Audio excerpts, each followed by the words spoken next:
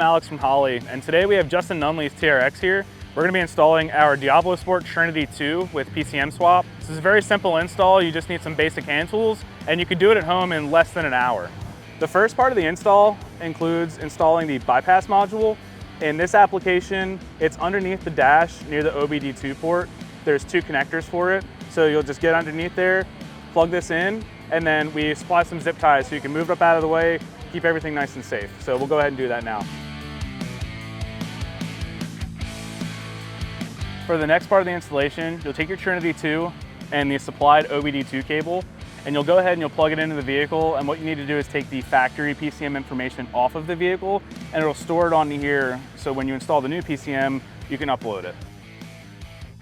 So once your factory data is retrieved, we can go ahead and get underneath the hood and install the new PCM. Now on the TRX, the PCM is located on the driver's side. Just to make things easier, we're gonna take this engine cover off. So all you do is just lift up and then pull it out. All right, now that we're under the hood, the engine cover is removed, you'll wanna disconnect the negative battery cable. And in this application, it's just a 10mm. Now before you unbolt the PCM, there's two large connectors on it. They have these red locking tabs, so all you need to do is flip those up and it'll release the connector. So let's go ahead and do that now.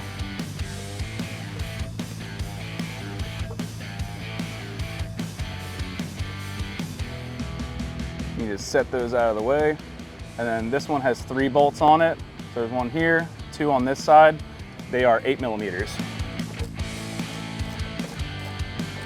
So I'm taking the last bolt out here, and on this TRX specifically, there is a ground wire that goes to the top rearward bolt. So just make sure that when you take this off and then you put the new PCM in, you remember to put this ground wire back on.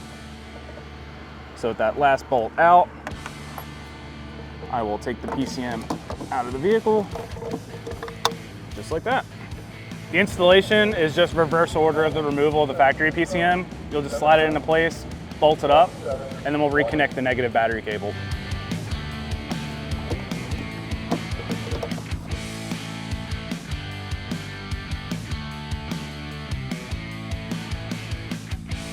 So before you hook the battery back up, you just want to plug these cables back in.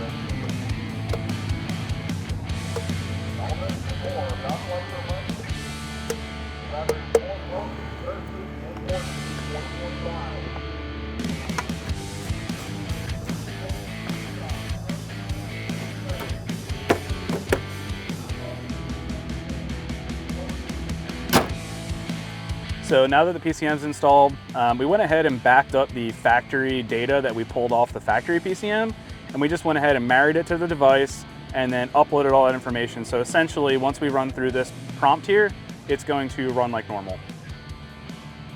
So before we go ahead and start tuning, we just want to verify that everything went seamlessly. So we're going to start the vehicle up, we'll let it idle for a little bit. Let's give it a little bit of throttle just to make sure that throttle connectivity is still there between your pedal and your drive-by-wire throttle body. So go ahead and do that now.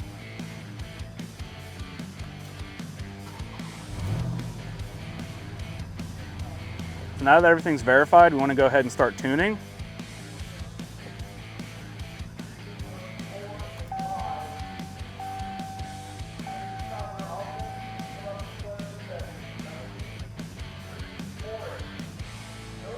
Now it'll prompt you to install the tune as is, as we wrote it, but you also have the option to customize. What that's going to allow you to do is modify some of the parameters. If you have larger than stock tires, this is where you want to go as well, because you can start adding those in there. You just plug in whatever you have. You can also set up switches on your screen. Different limiters based off of speed, rev. You can tune your throttle as well. Our amp throttle booster is very great for this on many vehicles, but it's actually built into the calibration here, so you can set up your throttle latency. So if you like it to feel more one-to-one, you can go ahead and do that here. Fans, wide open throttle fuel, there's spark, you can adjust your idle, and many other different parameters.